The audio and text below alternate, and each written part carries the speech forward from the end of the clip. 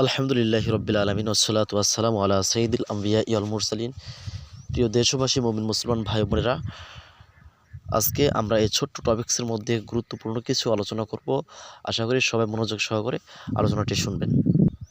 আজকে আলোচনা করব মধু খাওয়ার উপকারিতা সম্পর্কে। মধু বিভিন্ন ফুলের মধ্যে হয়ে থাকে, আর এটা সংগ্রহ করে থাকে মৌমাছি।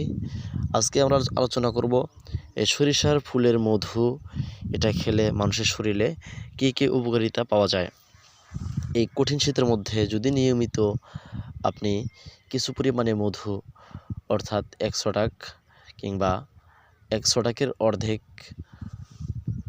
50 গ্রাম অথবা 25 গ্রাম নিয়মিত যদি আপনি সকালবেলা মধু খেতে পারেন, তাহলে এই শীত আপনার জন্য অনেকটাই কম মনে হবে। কারণ শীতটা আপনার শরীরে ওইরকম প্রভাব ফেলতে পারবে না, শীত আপনার শরীরে লাগবে না। এই মধুটা এতটাই গুরুত্বপূর্ণ একটি জিনিস। মানুষ মদকে নিজের জন্য উপকৃত করে নিয়েছে, কিন্তু আল্লাহ তাআলা মদের বিপরীত দিক দিয়ে মধু বান্দার জন্য দিয়ে দিয়েছে। অনেক দেশের মধ্যে দেখা যায় মানুষে মদ খেয়ে নিজের শরীরকে গরম করে এবং কি নাইট ক্লাবে নারীদের সাথে মেলামেশা করে, কিন্তু আল্লাহ তাআলা বান্দাদের জন্য দিয়েছেন মধু, যেটা খেলে মানুষের শরীর গরম হয় এবং কি সেক্সের সমস্যাটা সেটাও ঠিক হয়ে যায় এবং কি স্ত্রীর সাথে মেলামেশা করতেও অনেক আরামদায়ক হয়।